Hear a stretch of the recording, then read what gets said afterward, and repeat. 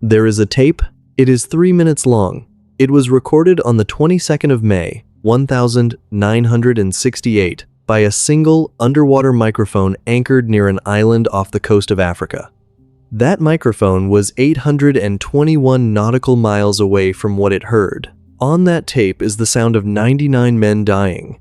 You can hear the moment the submarine's hull gives way. A pressure hull collapsing under 680 pounds of force on every square inch.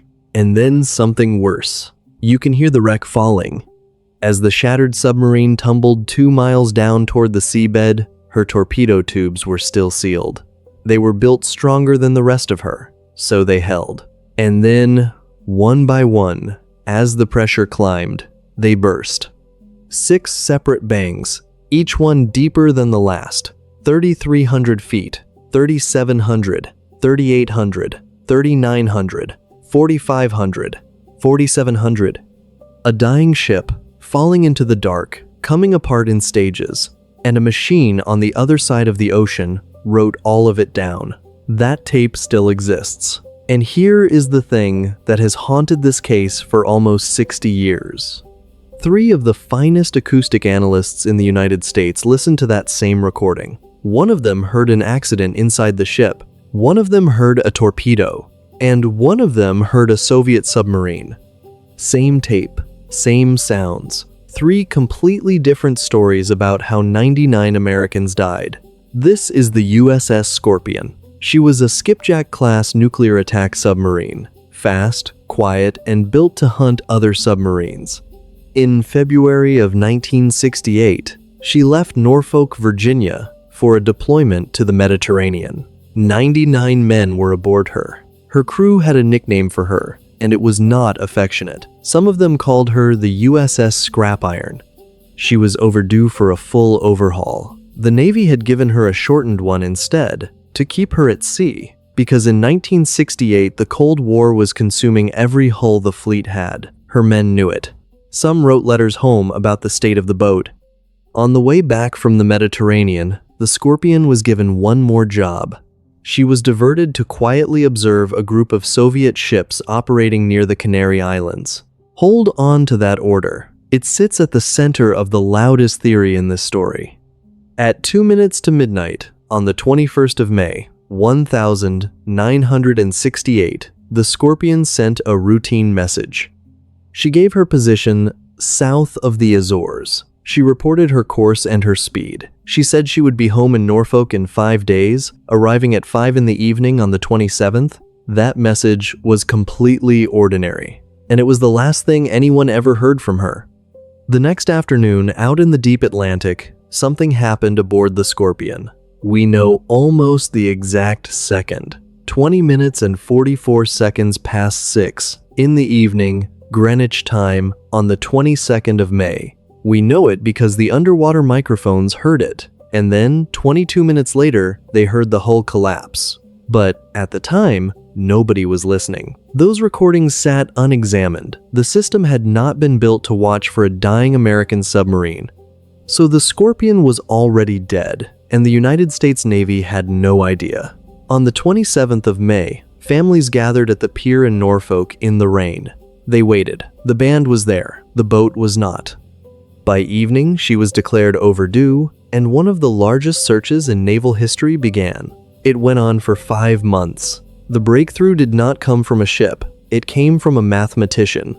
His name was John Craven, and he was the Navy's chief scientist for deep submergence. Craven went back to the recordings from the underwater listening arrays. He found the sounds. He measured the tiny differences in the moment each microphone had heard them, and from that, he calculated a point in the open ocean. In late October of 1968, the research ship Mizar, towing a camera sled on miles of cable, photographed the wreck of the Scorpion on the floor of the Atlantic, more than 10,000 feet down. The hull was in pieces. The forward section was crushed. The stern had telescoped into itself. The propeller and its shaft had separated from the ship entirely. The Navy convened a court of inquiry, and in January of 1969, it issued a finding that satisfied nobody. It said the certain cause of the loss of the Scorpion could not be ascertained from any evidence then available. Privately, the court leaned toward one explanation. It believed the most likely cause was a large explosive charge going off outside the hull. Outside the hull. Think about what that phrase implies. For decades, that single line fed every theory that the Scorpion had been attacked. But the truth was never in the Navy's wording. It was on the tape, and the tape has been argued over ever since. The first man to interpret it was John Craven himself. Craven had the complete acoustic record, and in it, he believed he could hear a submarine in trouble. His reading was this: a Mark 37 torpedo inside the Scorpion had somehow armed itself and begun running while still in its tube. A hot run. Standing procedure for a hot-running torpedo was to turn the submarine hard around, a full reversal, which was supposed to shut the weapon down. Craven's analysis of the sounds seemed to show the Scorpion doing exactly that, turning, moving fast, and then the torpedo detonated inside her. It is a clean, terrible story, a ship killed by her own weapon, in the middle of trying to save herself. But Craven's reading had one detail in it that would later be challenged, and the challenge changed everything. It came down to a number so small it barely sounds like it could matter. An engineer named Daniel McMillan, who had helped build the underwater listening system in the first place, examined the very same data. Craven had measured a difference between two detections of about 2 seconds. From that gap, he calculated that the Scorpion was moving at roughly 26 knots, fast, the speed of a submarine in an emergency turn. McMillan measured the same gap and got 4/100ths of a second. 4/100ths. And that worked out to half a knot. Half a knot is not an emergency maneuver. Half a knot is a submarine that is barely moving at all. If McMillan was right, then the Scorpion was not racing to save herself. She was drifting. Which raises the question at the heart of the whole case. Why would a nuclear submarine with 99 men aboard be drifting at almost no speed, minutes before her hull collapsed? That question is what the second theory answers, and it is the grimmest answer of all. Decades later, the tape came back into the light. In 2008, McMillan gave a 3-minute recording of the Scorpion's loss to a man named Bruce Rule. Rule was not a hobbyist. He had been the lead acoustic analyst at the Office of Naval Intelligence for 42 years. He had analyzed the sounds of the Thresher's death and testified before that court of inquiry. Rule reanalyzed the Scorpion signals, and his conclusion was that the killer was not a torpedo at all. It was the battery. The Scorpion carried an enormous main storage battery, 65 tons of it, 126 cells. Batteries like that give off hydrogen gas. Hydrogen is explosive. Rule concluded that hydrogen from that battery detonated in 2 stages, half a second apart, at 20 minutes and 44 seconds past 6 that evening.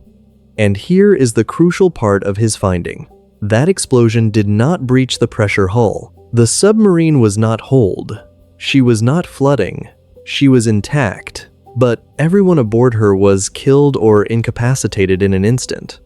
There was no one left at the controls. No one to hold the planes. No one to blow the tanks, no one to maintain depth, and so the Scorpion sank.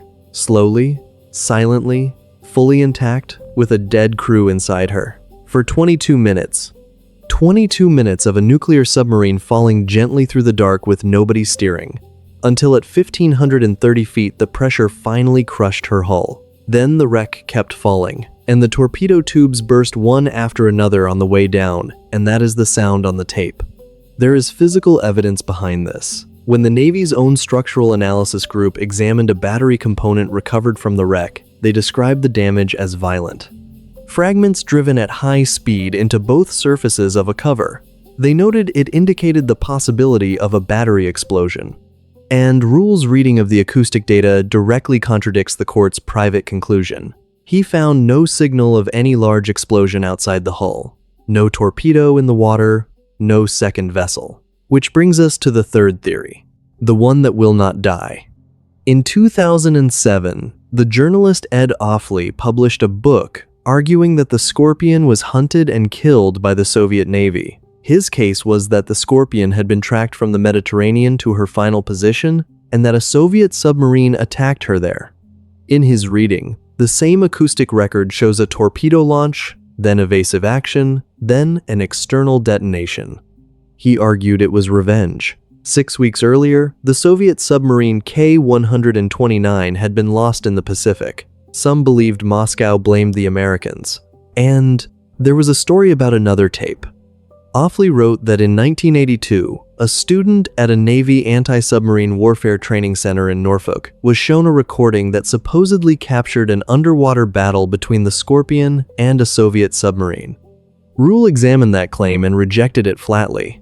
His assessment was that such a tape could not have recorded a real event, and was instead a composite, 3 separate and unrelated detections stitched together.